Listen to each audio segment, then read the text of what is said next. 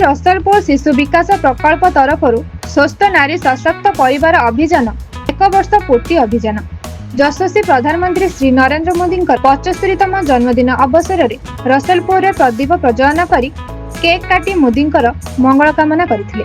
सुभद्रा योजना भली अभिनव उपहार देई उपहार को आत्मनिर्भर हुई अंचल सुभद्रा भौणी मान तरफ प्रधानमंत्री को धन्यवाद अर्पण। सही भली सुस्थ नारी सशक्त परिवार अभियान में सबुज परिबा और खाद्य किपरि भावे खाइबा उचित बोली सुस्थ खाद्य प्रस्तुत करी आनी सबुज परिबा को विभिन्न आकृति दे सजाई रखिथिले। अंजलि साहू ग्राम हरिपुर ग्राम पंचायत नरसिंहपुर ब्लॉक रसुलपुर जिला जाजपुर। मु सुभद्रा योजनार जड़े हिताधिकारी अटे। आज हूँ सुभद्रा योजनार 1 वर्ष पूर्ति निमंते ताहा तत्सहित मोदीजी जन्मदिन पर शुभेच्छा शुभकामना जनाऊँगी। यही 1 वर्ष मध्य मुझे सुभद्रार 3टा किस्ती पाई। 3टा किस्ती 5-5 हजार 15,000 मुझे धूप मेसीन आनी और धूप मेसीन कारबार करुच्ची। यही धूप मेसीन रे मो सहित आउ 3-4 जन स्त्री लोक कम लगे जहाद्वारा से मो स्वावलम्बी होगा सहित से स्वावलम्बी करी। यही जो 15 दिन 3टा किस्ती मुझे पाई जदि आगो को आउ कि किस्ती पाई पारिमी ता द्वारा आउ भी आम ये मेसीन द्वारा आउ कि डेभलप करूँ। आ 3टा स्त्री लोक जगह 10टा स्त्री लोक रखिपारि से घर प्रतिपोषण करें जो से निजे हूँ स्वावलम्बी हो पारे और क्या निर्भरशील हे ना।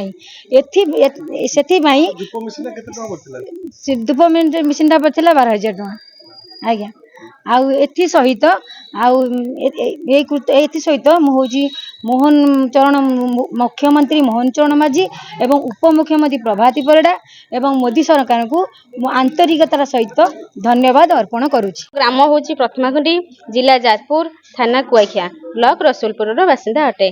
आमर जो 1 वर्ष पूर्ति उपलक्षे सुभद्रार जो कार्यक्रम आम चलती आज मोदीजी जन्मदिन ये जो मोदीजी जन्मदिन उपलक्षे बहुत बहुत विशेष धन्यवाद। बहुत आडंबर सहित आम रसुलपुर ब्लॉक रे आम पालन कर आज ये जो 1 वर्ष पूर्ति सुभद्रार जो कार्यक्रम चली आमर श्रीमती प्रभाती परिड़ा मैडम को बहुत बहुत धन्यवाद। आम जो 3टा किस्ती मुझे प्राप्त करी 15,000 टଙ୍କା। 15,000 टଙ୍କା किस्ती माध्यम गोटे मेसीन किणी जहाद्वारा कि मुझे स्वावलम्बीशील हो पारी कारण आत्मनिर्भरशील हो पारी। मो पिला मुझे किसी रोजगार करी कार्यक्रम करी माने पुरुष मान निजे निर्भरशील होना निजे खटिकी आम पिला सुरक्षित रोचे जहा हो बहुत बहुत धन्यवाद। ये जो 3टा किस्ती जो 15,000 टଙ୍କା जो प्राप्त करी बहुत खुशी से बहुत बहुत धन्यवाद।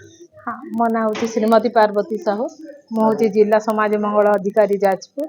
आमर WCD तरफ आमर सेप्टेम्बर 17 तारीख रु अक्टोबर 16 तारीख जाए विभिन्न कार्यक्रम हाथ को नि गोटे है 8म राष्ट्रीय पोषण मास आमर सेप्टेम्बर 17 रु अक्टोबर 16 पर्यंत चलो जो ये माध्यम रे आमर विभिन्न अंगनवाड़ी केन्द्र रे समस्त शिशु विकास प्रकल्प योजना कार्यालय रे आमर ये राष्ट्रीय पोषण मास पालित हम। यही अवसर रे आम समस्त माँ मान को ये वार्ता दबु जे समस्ते पौष्टिक आहार नियंतु आ सुस्थ रहंतु से माने सुस्थ रहिले तांकर परिवार सशक्त रहिबो। आ ये मेसेज दिया होची आमर ये अवसर रे आमे गोटे प्लांटेशन ड्राइव पूरा पूरी सेप्टेम्बर 17 रु अक्टोबर 16 जाए नहीं छुआ जे 1 पेड़ माँ के नाम पर लेखा हबो। आ मते रसुलपुर दायित्व दिया हितला। ये अवसर रे मु आपन को मान को सामना रे आज दंडायमान होती आ किछि कार्यक्रम भी मु शामिल हो पारिछि। आ ता बाहर आमर आ गोटे खुशी खबर होची आमर सुभद्रा माँ मान को आमे जो सुभद्रा भेटी देइतिलु तार आज होची 1 वर्ष पूर्ति। आ 1 वर्ष पूर्ति उपलक्षे आमे सुभद्रा माँ माने आज आम गण रे उपस्थित अछंती। यही सब कार्यक्रम आमे हाथ को नहीं छुआ आमे माध्यम रे समस्त ये जो सुस्थ वार्ता समस्त समाज को दबो। धन्यवाद। समस्त को नमस्कार। मो ना ज्योत्ना मैदास मो आम रसुलपुर ब्लॉक अंतर्गत डीएपुरांश 1 अंगनवाड़ी कर्मी अटे।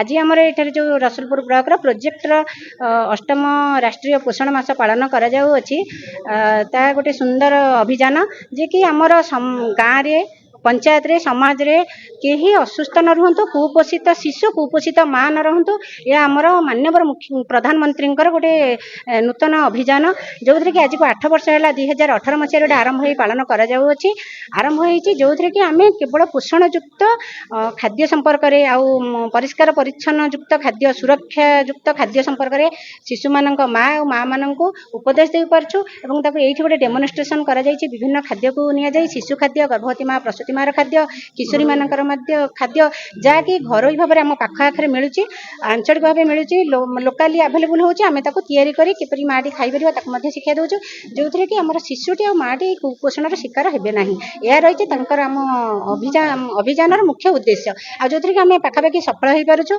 आमर रक्तहीनतार शिकार और कुपोषण शिकार कहीं न हूँ तार मुख्य लक्ष्य रही आम से सफल होगा बहुत प्रयास रही आम सफल हो पार्छु ठीक है। धन्यवाद। बेबिना साई का रिपोर्ट ब्लैक इन न्यूज।